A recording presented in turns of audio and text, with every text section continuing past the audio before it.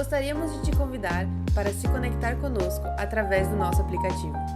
Se você chama a Igreja Casa Restaurada de lar e gostaria de semear no nosso ministério, considere doações, ofertas e dízimos através do app, transferência bancária ou em nossos cultos presenciais. Agradecemos a sua participação e aproveite o culto ao vivo. Boa noite, a paz do Senhor Jesus. Sejam todos bem-vindos a mais uma ministração da Igreja Casa Restaurada. Espero que todos estejam bem. E se porventura você está aí com alguma enfermidade, eu já quero declarar a cura do Senhor, saúde plena sobre o seu físico, em nome de Jesus. Amém? Eu quero falar nessa noite sobre o poder da palavra. Em Provérbios 12, no verso 25, diz assim: a solicitude do coração do homem o abate, mas uma boa palavra o alegra. A ansiedade no coração do homem diz que o abate, mas uma boa palavra o alegra. Uma palavra dita na hora certa, quão boa é. Eu quero falar nessa noite sobre o poder da palavra. Em Provérbios, no capítulo 18, no verso 20, você pode ir lá comigo? Provérbios 18, no verso 20, diz assim: do fruto da boca de cada um se fartará o seu ventre, dos renovos dos seus lábios se fartará. A morte e a vida estão no poder da língua, e aquele a quem a ama comerá do seu fruto. Então diz que a morte e a vida estão no poder da língua. O que tem saído dos nossos lábios são palavras de vida ou são palavras de morte? Palavras de bênção ou palavras de maldição? Ainda lá no livro de Tiago, diz que a língua é um fogo, como um mundo de iniquidade. A língua é capaz de colocar fogo em uma floresta. Com a boca que nós bendizemos a Deus, com a mesma boca nós amaldiçoamos os homens. Pode uma mesma fonte sair água doce e sair água amargosa? Então que nessa noite nós paremos e para refletir o que tem saído da nossa boca. É uma palavra de vida, é uma palavra de morte. Há muitos anos atrás, a Igreja Casa Restaurada tinha um grupo, uma casa de oração lá na Praia Grande. Era às quintas-feiras. E nós saíamos daqui de Santos e íamos para lá. Então tinha um momento ali muito gostoso de ensino da palavra, de oração, tinha pedido de oração e nós vimos muita coisa acontecer o tempo que esteve essa casa de oração lá. Tempo de milagres, de cura, de restauração. E chegou uma moça ali naquela casa que começou a frequentar e ela chegou a falar que o seu esposo havia ido a trabalho, tinha ido para um outro país, mas que ela, antes dele embarcar, viajar, ela falou para ele assim: olha, nós vamos ficar, ele iria ficar um período de 6 meses nesse país. Então ela falou assim: bom, como você vai ficar esse tempo todo longe de mim, eu vou liberar você para que você, até deixo você talvez se envolver com alguém. Eu sei a condição do homem, sem a esposa ao lado, e vai ser muito tempo, então eu vou permitir que você se aventure lá. Procure uma mulher. Porque eu sei que depois, passados esses 6 meses, você vai voltar para casa e nós vamos continuar a nossa vida. Infelizmente, isso não aconteceu. Ele, antes dos 6 meses, ele já havia falado com ela que o casamento havia acabado. E ele falou que tinha se envolvido com uma pessoa lá e que ele não queria saber mais dela. E eles tinham filhos, e essa moça chegou ali naquela casa de oração, totalmente desesperada, e quando ela relatou esse fato para nós pudemos dizer a ela sobre esse versículo que está em Provérbios 18, que a morte e a vida estão no poder da língua. E nós pudemos então falar para ela, falar assim, olha, você, com a sua boca, você entregou o seu marido de bandeja para essa mulher.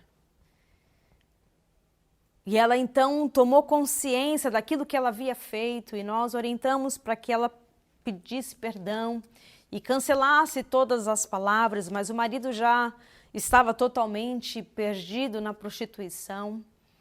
E infelizmente, essa moça, ela não perseverou com Jesus. Ela voltou para o espiritismo, para as práticas antigas e, infelizmente, essa moça veio a falecer muito nova. Ela tinha diabetes e começou a complicar a saúde dela e ela veio a falecer. Olha a seriedade disso. A vida e a morte estão no poder da língua. Temos que tomar cuidado com aquilo que nós falamos. Nós temos que vigiar a nossa boca. E ainda, lá no Salmo 141, fala sobre o salmista dizendo, põe, ó Senhor, Salmo 141, no verso 3. Põe, ó Senhor, uma guarda à minha boca. Guarda a porta dos meus lábios. Senhor, guarda a minha boca. Guarda os meus lábios. Coloca uma porta aqui nos meus lábios. Não permita que eu fale palavras de maldição. E muitas vezes nós amaldiçoamos o nosso cônjuge, os filhos, os parentes, amaldiçoamos a nós mesmos. E é isso que o inimigo quer, que nós liberemos palavras de morte. Mas em nome de Jesus, essa noite é noite da gente reaver aquilo que nós temos falado e caminhar com palavras de bênção, palavras que edifiquem. Ainda lá no livro de Efésios, no capítulo 4, no verso 29, fala: não saia da vossa boca nenhuma palavra torpe, mas só a que for boa para edificação. Então, querido, se você não tem uma palavra para edificar, então fique quieto. Tem um pastor que sempre dizia assim, se você não tem o que falar, fale em língua estranha. Então, se eu não tenho o que falar, se eu não posso elogiar, se eu não tenho essa prática de elogiar, então, que eu fique quieto. Que saia da minha boca e da sua boca palavras que possam edificar, palavras de bênção, palavras de ânimo, de encorajamento, e não palavras de morte que vão paralisar a pessoa. Amém? Em Lucas, no capítulo 7, fala a história do centurião de Cafarnaum. O que era o centurião? Era o chefe da guarda de pelotão de 100 soldados. E o seu servo que estava muito doente desse centurião. E ele ouviu falar de Jesus, de um Jesus que curava, de um Jesus que operava maravilhas. Então ele começou a falar com os religiosos, com os judeus, a falar, olha, eu preciso desse Jesus. Olha, será que vocês podem ir trazer cura para o meu servo? É uma pessoa que eu amo muito, que eu estimo muito. Será que vocês podem?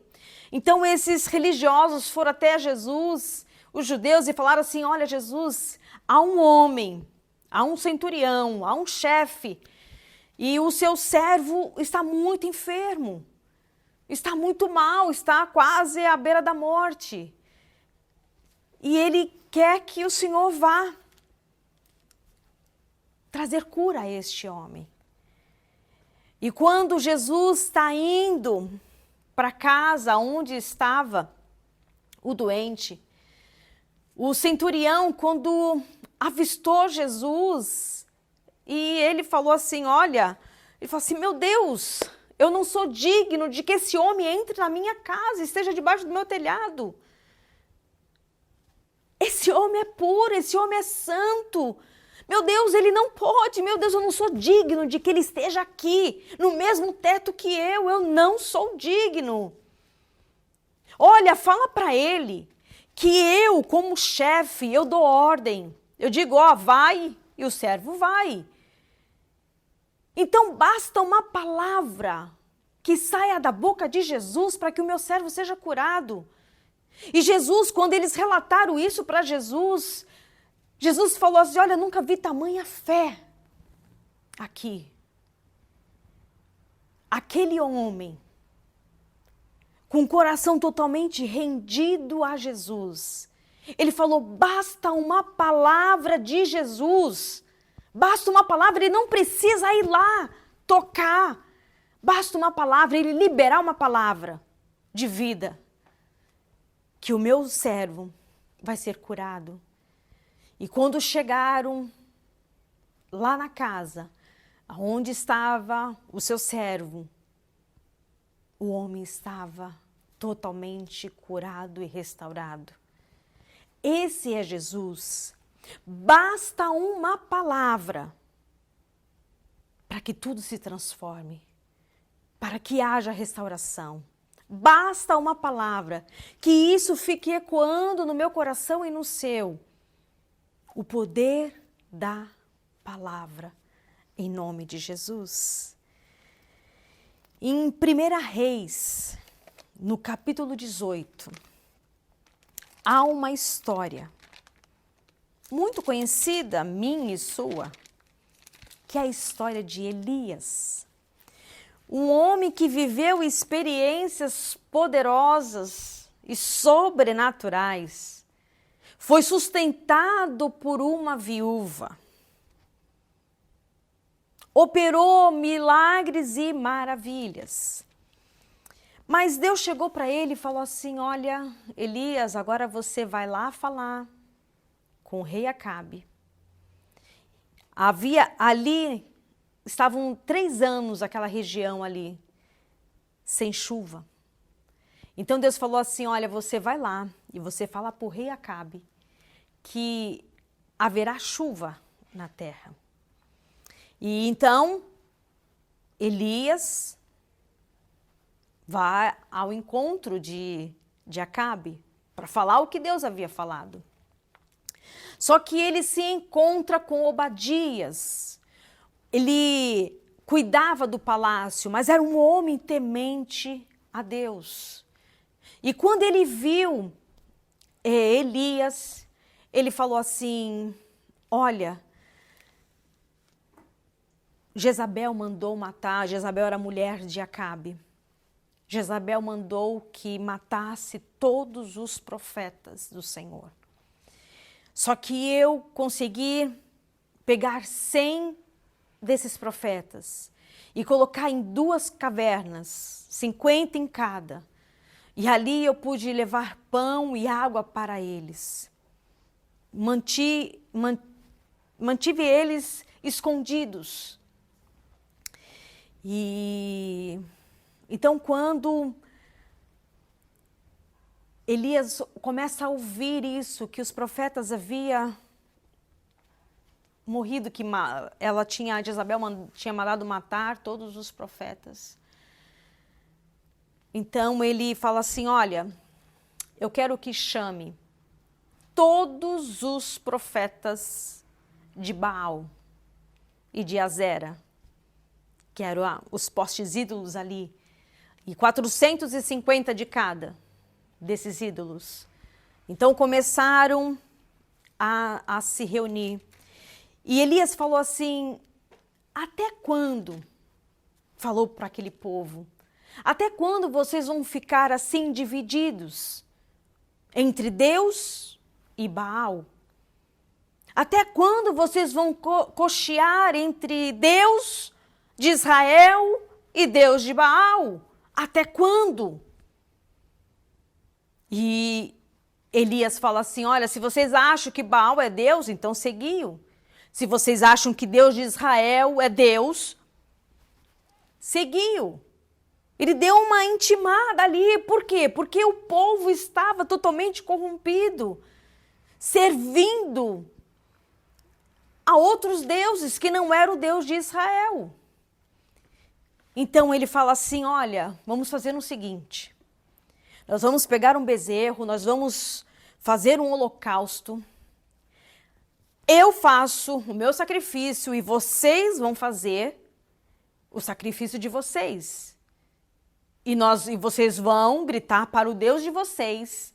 E eu vou falar para o meu Deus, invocar o meu Deus. E o Deus que responder com fogo, este é o Deus verdadeiro.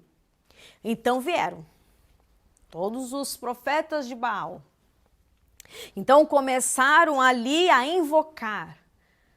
E chegou ao meio-dia e nada do fogo. Então, Elias chegou lá bem perto e falou assim, sabe o que é? Eu acho que o Deus de vocês deve estar dormindo. Fala mais alto, começa a invocar mais alto, talvez, quem sabe, ele vai ouvir vocês.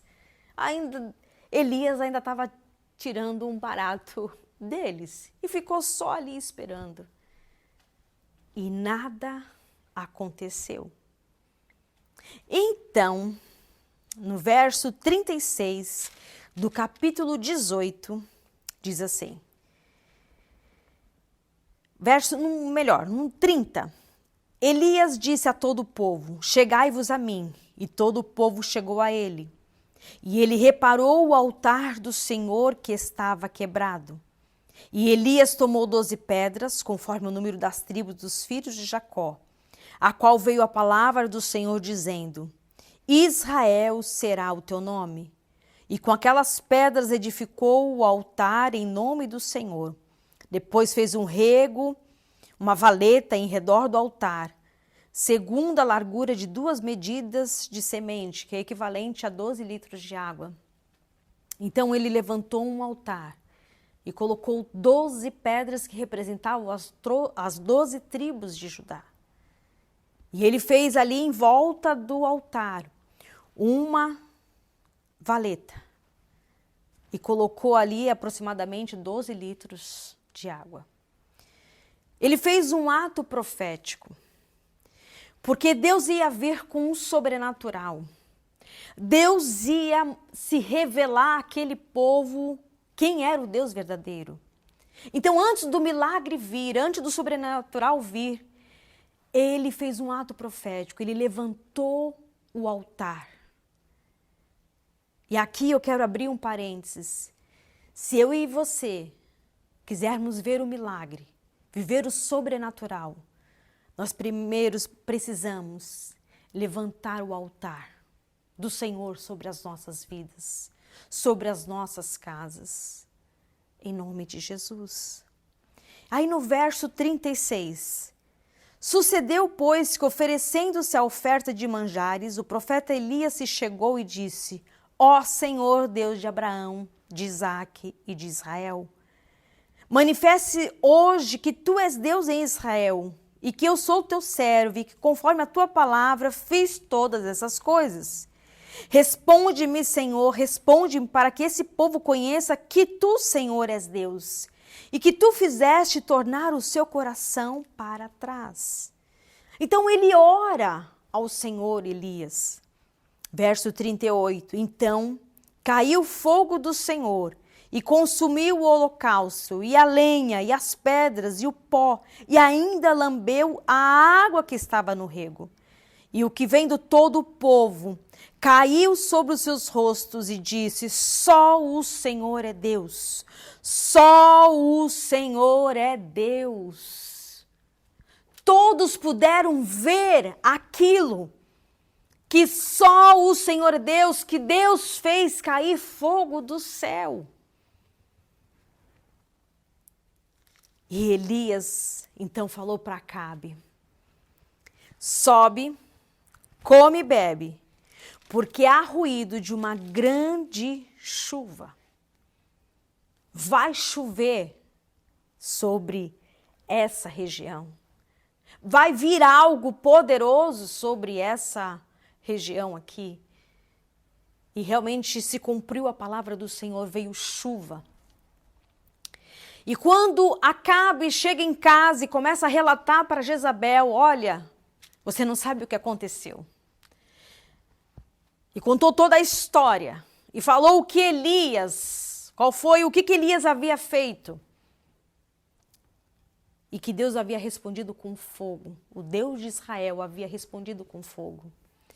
E quando Jezabel ouve aquilo, ela assim, olha, pega os seus mensageiros e fala assim: vai lá e fala para Elias que nessa mesma hora ele vai estar morto. E a mensagem chega até Elias. E quando Elias recebe aquela mensagem, a palavra do Senhor diz que ele vai para o deserto e se coloca debaixo de uma árvore e começa a dizer para Deus: eu prefiro a morte. Senhor, me mata. Chegou. Eu estou pendurando a toalha. Elias, um homem que viu cair fogo do céu, que fez uma prova ali com os profetas de Baal.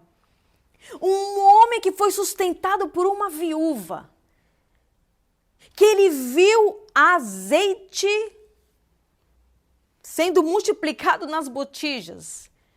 Um homem que viu o poder de Deus sendo operado na terra, sendo usadíssimo por Deus. Agora ele recebe uma mensagem de uma mulher, uma mensagem do inferno, e aquilo paralisa a vida dele. E ele começa a pedir a morte. Jezabel, ela não queria confronto. Ela queria o coração de Elias. E é isso que Satanás, ele quer. Ele não quer confronto, ele quer o meu e o seu coração. Por isso, o poder da palavra. E muitas vezes Satanás usa a boca de muitos para nos paralisar. Eu tive uma experiência por esses dias. Uma palavra que eu recebi, pejorativa, que mexeu comigo. Depois eu compartilhava com uma pessoa de que eu estava pensando, já há um bom tempo atrás, em cursar psicologia para atuar na área da família. Mas já entrou ano, saiu ano. Então isso volta e meia vem no meu coração e eu compartilhava com a pessoa. E a pessoa falou assim: o seu tempo passou. E quando eu ouvi aquilo veio como um nocaute. E eu pensei, realmente o meu tempo passou.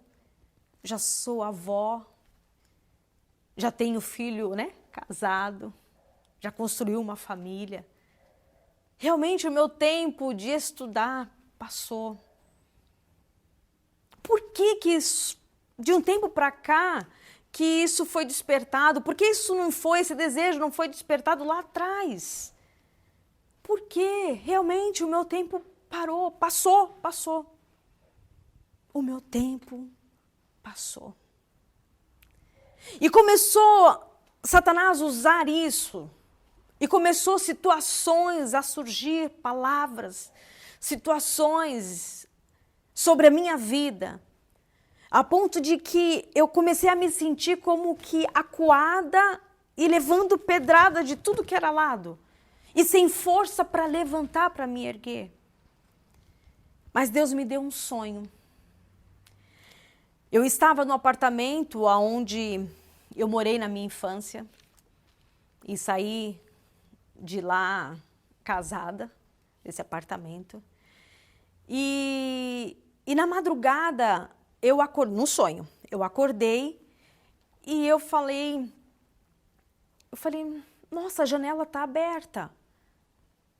Aí eu fui lá para a cozinha, tinha área de serviço e a porta era um apartamento térreo e tinha uma porta que dava lá para a parte dos fundos do prédio e aquela porta também estava aberta. E eu falava assim, Júnior, para quem não sabe, o Júnior é o pastor Melquíades. E eu falava assim, Júnior, entraram na nossa casa. E eu voltava na janela da sala, havia uma perua, onde os 2 pneus de trás estavam furados. E eu ficava desesperada, e eu falei assim, meu Deus, levaram a minha carteira. O que você tem na carteira? A sua identidade. E quando eu acordei, eu entendi que Satanás, ele queria roubar a minha identidade. O apartamento representava o passado. Deus me curou em um outro momento, quero compartilhar do que Deus fez na minha vida, da cura interior. E aqui abrindo um parênteses, se você ainda não adquiriu o e-book da pastora Bianco, Reescrevendo a Sua História, adquira. Deus vai falar com você tremendamente. E Deus me curou de muitas coisas, de muitos sentimentos.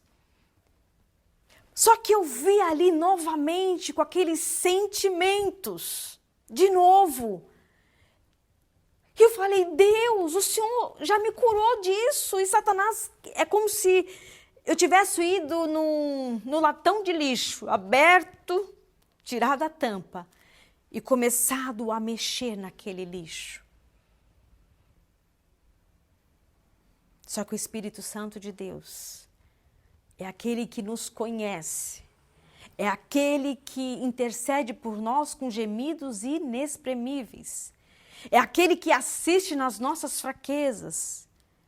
É esse Espírito Santo, é a pessoa do Espírito Santo que toca lá no mais profundo.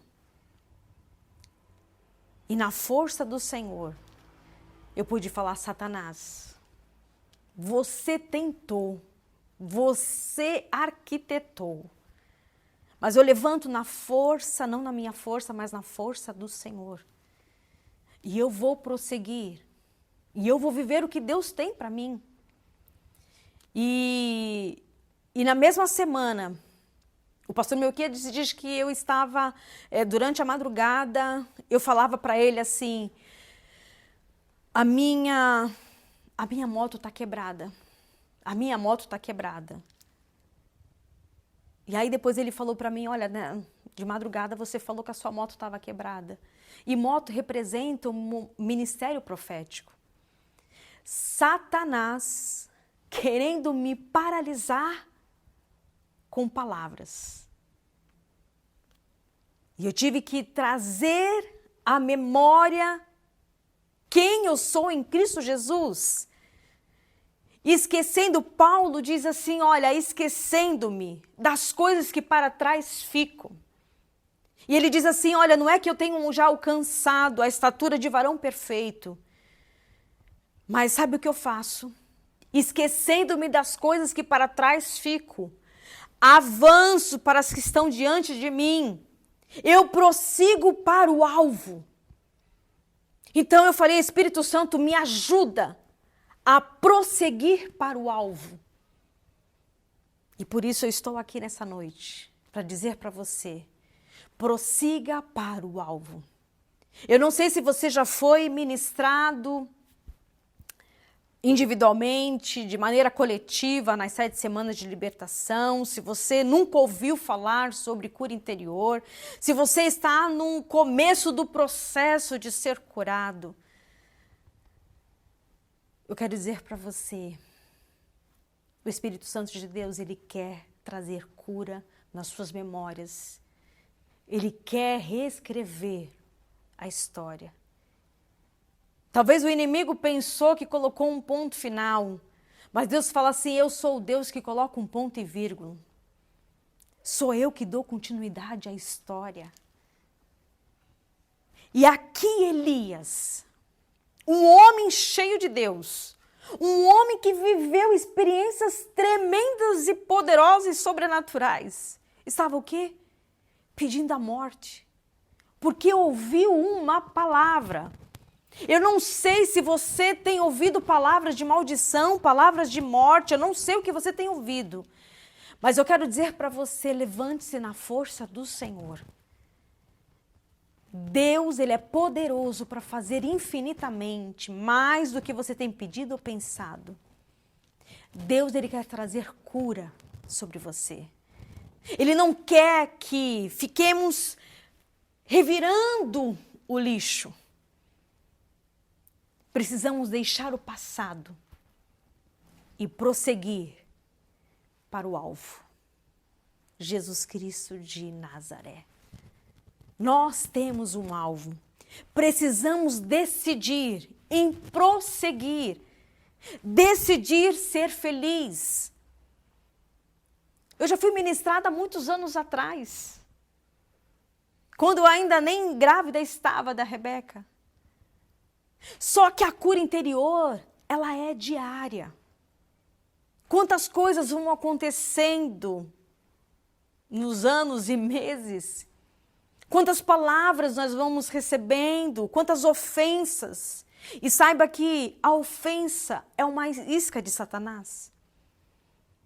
E infelizmente, eu comi dessa isca. Que em nome de Jesus, você libere o perdão a quem for preciso. Decida ser feliz. Uma vez eu falei isso para uma pessoa. E ela falou assim, você está falando isso porque você não sabe tudo o que eu passei. Como ser feliz diante disso? E eu falei para ela assim, é possível.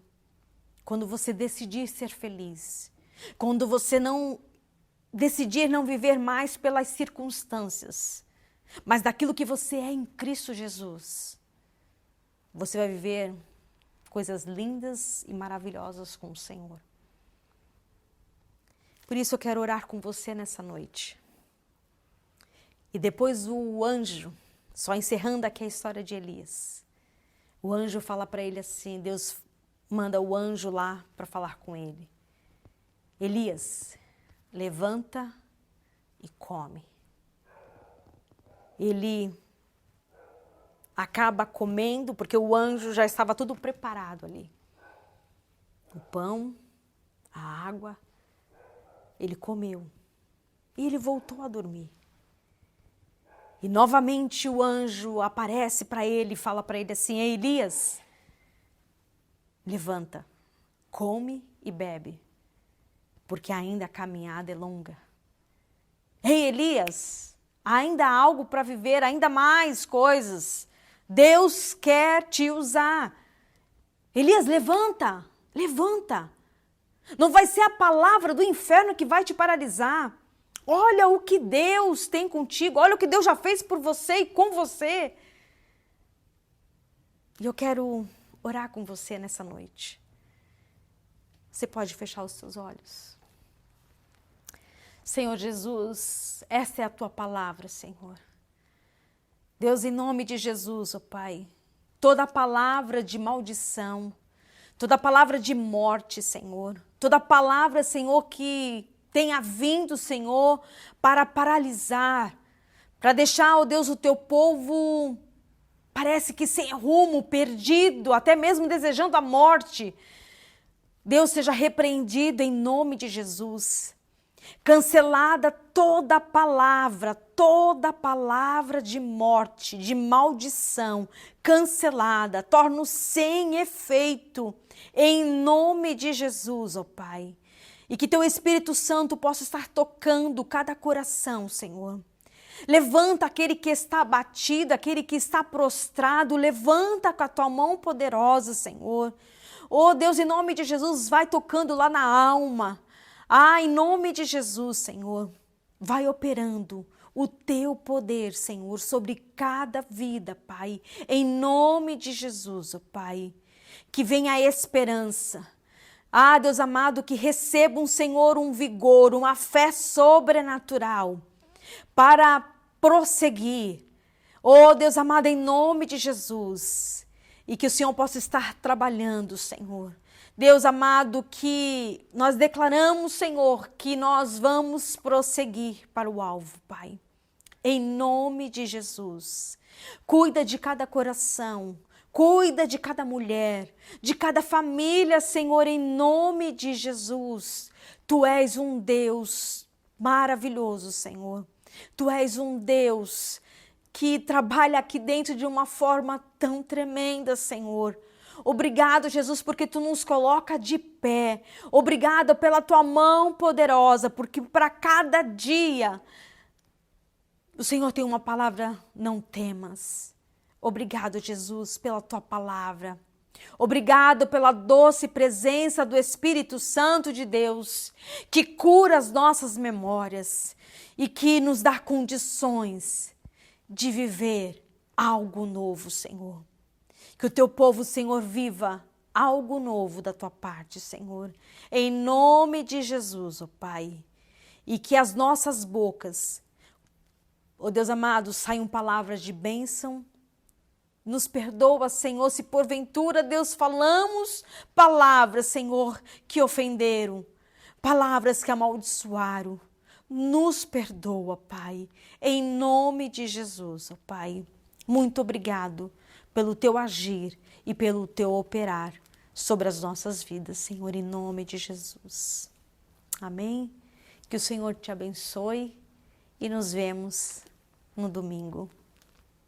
Eu te abençoe em nome de Jesus. Participe conosco do Louvor Financeiro. Para depósitos bancários, acesse a conta corrente disponível em sua tela ou o QR Code. Para transferências Pix, acesse oferta@casarestaurada.org. Cada um dê conforme determinou em seu coração, não com pesar ou por obrigação, pois Deus ama quem dá com alegria. 2 Coríntios 9:7. Agradecemos sua participação e que Deus te abençoe.